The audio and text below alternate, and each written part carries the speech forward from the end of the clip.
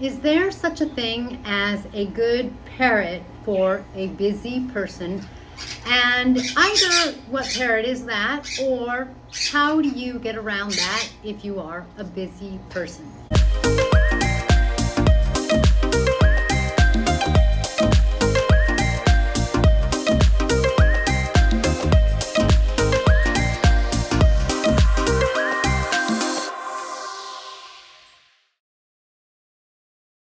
Kaylin, the author of the Parrot Bliss Bond. I have 22 species of parrots. I love parrots, therefore I wrote a book on parrots. I'm writing another short little book on African greys and African capes.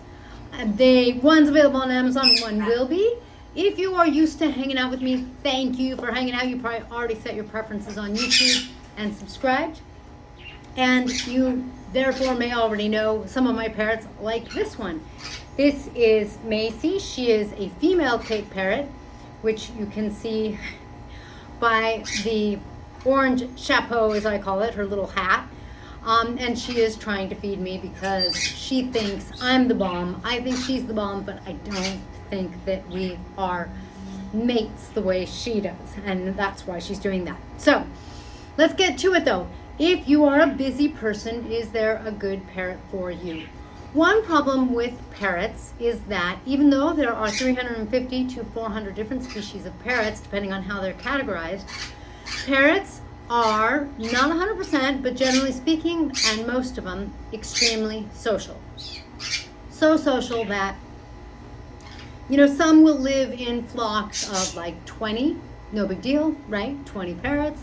Some will live in flocks of 20,000 in Australia, and that would be some cockatoos. Crazy. I've seen videos on YouTube of like Indian ringnecks I think in India, in flocks of so many that all you see is Indian ringnecks. Now, Indian ringnecks are not as social, and yet they're in these huge flocks. So parrots have needs. They have the need for numbers, they have the need for a bonded mate, even though they have those numbers. And they really have that need, therefore, to be in a flock, to have more than one. It makes them feel safe and secure because there's security in numbers. It makes them feel taken care of because they preen each other. It makes them feel taken care of because they will regurgitate for each other, not the same as vomiting. You just saw Macy do that. Feeding me, letting me know that she loves me, that she's going to take care of me. And while I don't regurgitate for her, I do the same. I tell her that I love her and I take care of her.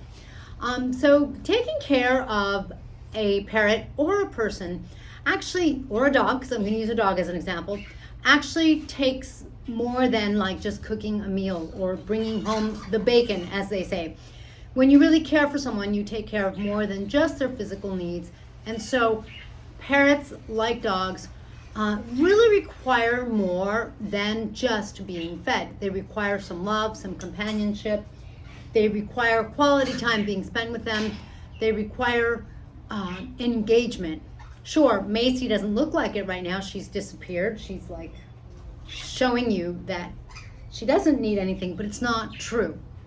And the truth is, she follows me around the house like a puppy dog. I go upstairs, she flies upstairs. I go downstairs, she flies downstairs. If I come out here, she flies out here. And I have to be careful because from here, she could go outside and get lost if she flew. So I don't want her to do that. Now, I brought up the example of a dog because, dogs are incredible. They are man's best friend. I'll let men have dogs because I love parrots, so women can take parrots. But even though you have this incredible companion in a dog, and when you first meet a dog, especially a puppy, but like a lot of adult dogs, you can almost like just go right up to them and hug them and pet them. They are already socialized to us. They already know how to hang out with us. So it's just not that big of a thing. Come here, Mace. There you go. You want some pets?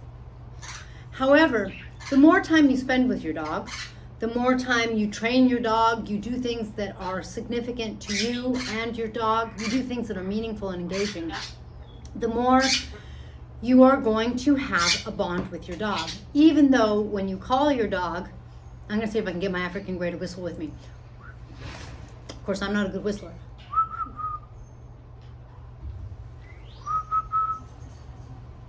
Suki!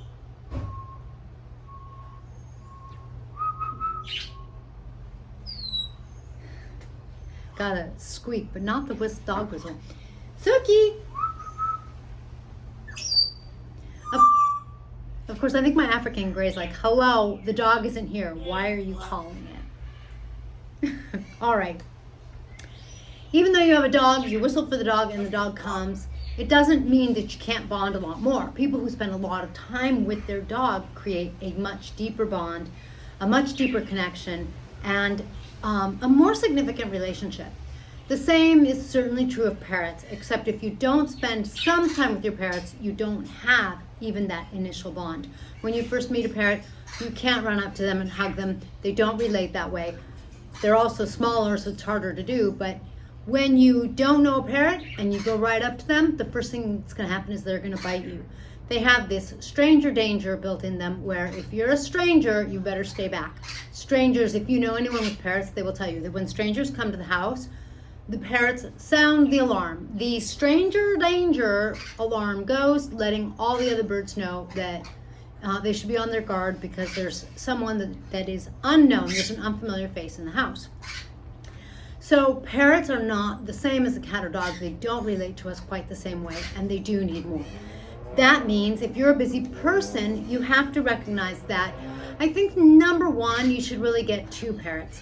If you have just one, it's like solitary confinement, really, for a human or for a parrot, but especially for a parrot who's used to being in a flock of 20,000. And no, not every species is in a flock that big, but my point is, they're really used to being with other parrots. Sure, Macy's giving me the shoulder, which must be cold because she's not showing herself.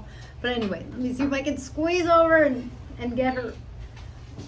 She's putting me on the edge of my seat. There we go. Hi, Macy. What you doing, Macy? All right. So if you have 2 parrots, then one of the things that happens is if you don't have a lot of time to spend with them, they still have some semblance of a flock. This one other bird provides companionship, provides warmth, provides touch. Yes, my tongue is twisted today. Touch. Within human studies, we have found that physical touch, just, it doesn't have to be sexual, it doesn't have to be anything, just physical touch is very significant. There's an exchange of energy. It raises a person's well-being and happiness factor sort of thing. So is the same true with parrots? I don't imagine that there's any way it can't be. Why? Because parrots are very much like people, except I think more so because they're more social than we are, in the sense that as long as there's another parrot in their cage, sometimes they're together, and a lot of it depends on the species, side by side, or touching, or feeding each other, beaking, which is like kissing, preening each other, grooming each other. It provides well-being. It provides a sense of being loved. It provides a sense of belonging.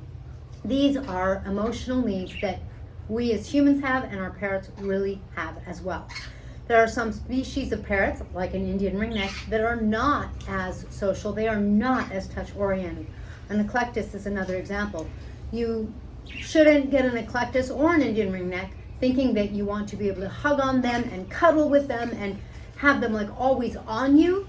And if I can, I will put a quick little clip of River in right here, who is hugging on me, who's like getting in my hand saying pet me, and she's extremely loving, extremely touch oriented, which is not normal for green cheek conures. It is within a green cheek conure possibility. They can be like that. River's sort of an exception. But my point is, an eclectus is going to be nothing like that. An African Grey isn't really going to be like that. Indian ringneck isn't really going to be like that. So you want to really make sure that you research what kind of parrot you get, because if you're a busy person, you're probably not going to have a lot of hugging no matter which parrot you get. Because even if you had River, if you didn't have the time to spend with her, you're not going to be able to develop that connection. Even if she was a dog, it wouldn't develop to the same degree. So I think that's the most important thing you have to keep in mind. You're not going to necessarily have that level of relationship. You might. It's just not likely. And number two, you really want River or your eclectus or anyone else to have another companion. Again, research, because River could be in another cage, or in the same cage, sorry, with another green chiconia, but an eclectus parrot might not. Okay, eclectus parrots are more independent. They may need for their buddy, perhaps another eclectus, to be side by side and in their own cage. So some of it is species specific and some of it is each individual, because just like you and I, when it comes to parrots, each individual has their own personality. Okay, we talked about needing to get two, not three, the need for them to have that socialization with you and with another parrot. Now, if you got River or any other parrot and you got two of them, does that mean that they will not bond with you? If you're spending time with them, they will bond with you. If you are really engaging with them, spending some time with them, you will find that that's true. If you are new to my videos, you might want to check out some others, and you might see what people who aren't new to my videos and have seen several of my videos tend to say. They tend to say, gosh, your parrots are so friendly. My parrots are really friendly because number one, I work from home, so I'm always home. Number two, I try to spend time with them. And number three, I make sure to every degree that I can that their needs are met. When I'm making sure that their needs are met to every degree that I can, one of the things that happens is my parrots tend to be emotionally, physically, and mentally more fulfilled. Because they're not alone, I am a very strong believer, I don't do it 100%, but I do as very much as I can, a very strong believer that I should have at least two of each species. I'm not Noah, I don't have an ark, but I practically could be because I like having two of each species. I have a couple exceptions. Those exceptions are exceptions where they have a real bonded mate that's not their same species, and it's been such a good bond, I've allowed it. Well, actually, that's the reason. So I know that they're not alone. I know that their need for socialization is met. So because of that, my parrots see me taking care of them. My parrots see that I don't force them to do things. My parrots see that I never give out a treat to one parrot in a cage. I always give out a treat to each parrot.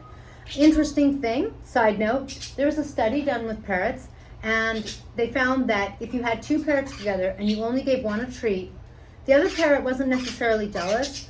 I don't know how they proved this or knew this, but the study said that basically the other parrot was happy that the flock was being fed, kind of thing.